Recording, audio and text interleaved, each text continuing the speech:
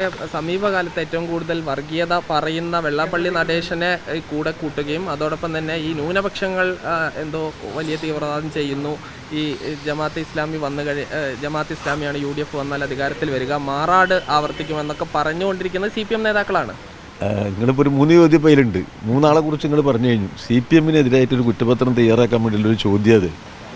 CPM ന്യൂനപക്ഷ വിരുദ്ധരാണ് എന്ന് സ്ഥാപിക്കണം, CPM ഭൂരിപക്ഷ വർഗീയതയ്ക്കൊപ്പമാണ് എന്ന് സ്ഥാപിക്കണം, CPM ഒരു മോശപ്പെട്ട പാർട്ടിയാണ് എന്ന് സ്ഥാപിക്കണം.